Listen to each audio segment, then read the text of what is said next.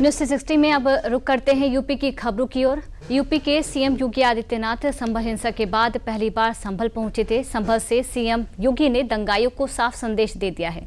CM योगी के संभल दौरे पर योजनाओं की बरसात भी हुई। सीएम योगी ने संभल को 546 करोड़ की प्रोजेक्ट्स का तोहफा दिया। सीएम के संभल दौरे से जुड़ी ये रिपोर्ट देखिए। संभल के साथ पाप किया था, उनको उसके पाप की सजा मिलेगी। जिन लोगों ने भी संभल के विकास से वंचित किया था, उनको इसकी कीमत चुकानी पड़ेगी। जो लोग संभल को दंगाग्रस्त करते थे, जो लोग सनातन धर्म के इन पवित्र स्थलों को पवित्र करते थे, उन्हें इसकी कीमत तो चुकानी ही पड़ेगी।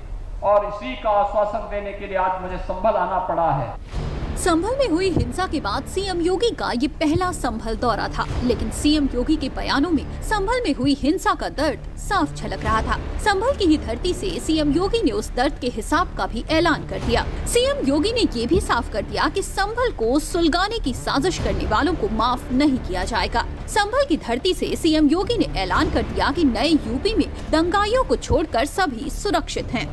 पिछली सरकार में दंगे होते थे, अराजकता फैलती थी, शोषण होता था, न बेटी सुरक्षित थी, न व्यापारी सुरक्षित था। आज बेटी भी सुरक्षित है, व्यापारी भी सुरक्षित है, हर उत्तर प्रदेश वासी सुरक्षित है, केवल दंगाई सुरक्षित नहीं है। दंगाई के ऊपर महाकाल अब अपना वास्तविक असर दिखा रहा है। अब वह अपनी गति को दुर्गति में बदलने के लिए वहां दिखाई दे रहा है और संभल और उत्तर प्रदेश अपनी गति को प्रगति की तरफ उछाल मार रहा है। सीएम योगी गुरुवार को संभल के दौरे पर पहुंचे तो सीएम के हेलीकॉप्टर ने शाही जामा मस्जिद के ऊपर 3 राउंड लगाए। 24 नवंबर 2024 को इसी मस्जिद के सर्वे के दौरान हिंसा भड़क गई थी। संभल का हवाई सर्वेक्षण करने के बाद सीएम योगी ने आजादी से लेकर मौजूदा दौर तक संभल में समाजवादी पार्टी और कांग्रेस के काले इतिहास की कलई खोल कर रख दी। सीएम योगी ने दोनों ही दलों पर आरोप लगाया कि संभल में कांग्रेस सामूहिक हत्याकांड करवाती थी और सपा उनकी शिष्या बनकर उनके पापों पर पर्दा डालने का काम करती थी। याद करना, संभल के साथ क्या नहीं हुआ आजादी के बाद भी, क्या नहीं पाप कांग्रेस और समाजवादी पार्टी ने किया। कांग्रेस यहां सामूहिक हत्या करवाती थी और समाजवादी पार्टी उनके चेले के रूप में उनके पाप पर पर्दा डालने का काम करती थी, हत्यारों को बचाने का काम करती थी। यही तो हुआ था संभल में, यही तो हुआ था आजादी के बाद में जो कत्लेआम हुए थे। अगर ये सच्चाई सामने आ जाती तो उनको वोट बैंक खिसकने का भय था। हम लोग वोट बैंक के लिए नहीं आए हैं, हम तो विरासत का संरक्षण करने के लिए आए हैं। वोट बैंक नहीं, ये विरासत का संरक्षण है। हम विकास को जोड़ने के लिए आए हैं। हर उत्तर प्रदेश वासी का विकास पर पूरा अधिकार है। सीएम योगी ने पिछली सरकारों पर गरीबों का हक छीनने का आरोप तो लगाया ही, साथ ही ये भी बताया कि यूपी की डबल इंजन सरकार ने कैसे उस तस्वीर को बदल के रख डाला। गरीब को राशन नहीं मिलता था, गरीब को मकान नहीं मिलता था, बेटी की शादी के लिए अनुदान नहीं मिलता था, एक गरीब को स्वास्थ्य की सुविधाएं नहीं मिलती थी, गरीब बच्चा स्कूल में जाता था, न शिक्षक होता था, न बुनियादी सुविधाएं होती थी, बेटी असमय स्कूल छोड़ने के लिए मजबूर होती थी क्योंकि विद्यालय में न पेयजल की व्यवस्था थी, न शौचालय की व्यवस्था थी।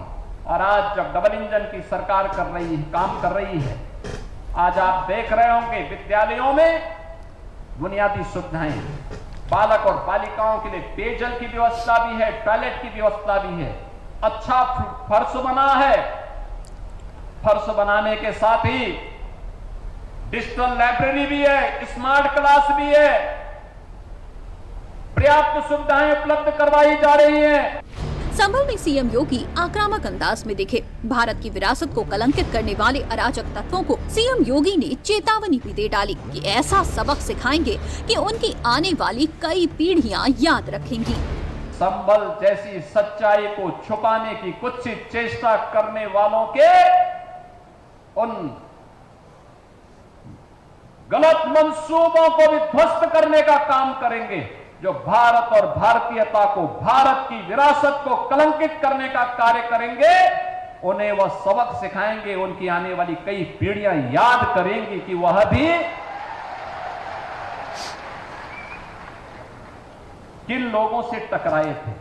बहनों और भाइयों, संभल की इसी सच्चाई को आज डबल इंजन की सरकार देश और दुनिया के सामने ला रही है।